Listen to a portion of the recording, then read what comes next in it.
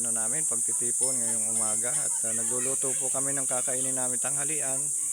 Yung dalawang malaking kalderong kanin, saka isang kawa na chicken. Ayan, at magsasalo-salo kami kasama mga kapatid na ito. Dito sa Manidit Tribe, sa Osmeña, Panganiban. Kuya, ano nang pangalan mo? Joel. Brother Joel. Espanya. Espanya. Yung mga Espanya doon sa ano, Dait. Meron nga dito sa Bataan. Oh, meron. Espanya. Kaya yung ano ko, yung lolo ko ay mga galing din sa mga Espanya. Espanya na yan. Espanyol pala. Pero kayo ay ginamit na tagasali ng lingwahe doon sa Nueva Vizcaya ba yun? Oo. Ang layo na nun. Layo Papuntang na yun. Isabela. Oo, sa may papuntang Isabela. Ito namang kabila, papuntang Bagyo, yung Ilocos. paggaling mo dito sa crossing ng Bagyo, yung dito. Halimbawa, salitang Diyos, ano naman yan dito sa Manide? Ganon din. Oo. Yung Panginoon, Ganon din. Isa lang din yung... di ba sa Bicol niyan, sa Albay, Kagurangnan, Kagurangnan. Bicol naman yon. Oo. Dito, Ganon din halos. halos pares lang. Halimbawa, sabihin natin salitang halika. Pumahay ka. Dito sa Manide, Oo, pumahay ka, halika.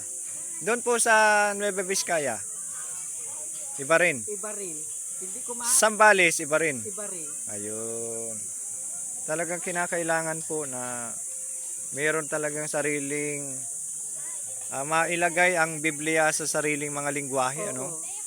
At yun nga, sabi nga ng mga Bible scholar, kapag daw naisali na sa lahat ng dialekto at mga lingwahe ang Biblia sa lahat ng lahi sa mundo, yan na yung tanda na malapit nang dumating ang Panginoon. Ayan. Ibig sabihin talagang malapit na kasi kahit yung mga tribo ay naunawaan na nila ang Biblia kahit hindi marunong mag-Tagalog, hindi marunong mag-English. Pero may mga taong ginagamit ang Diyos kahit katulad nyo. Isasali natin sa lingwahe ninyo. Anong ginawa nyo doon? Punta rin kami doon sa ano. Anong ginawa nyo doon? Sa may Ifugao. Oo, Mountain Province. Oo, nakaakyat kami. Anong ginawa nyo? May mga katutubo din doon di ba? Kaso lang. Pero hindi iba yung hitsura nila. Iba lang. Nakatakot din. Bakit? Yung matanda doon na nagpapapicture ay halos di ako makalapit at parang matatapang sila. Matatapang, oo. Kasi hindi pa nga sila tulad natin. Di katulad dito, tanggap na natin yung isa't isa. Sige po, at magsisimula na yung programa po natin dito sa Manidit Tribe. Maraming salamat, mamaya-maya na tayo po.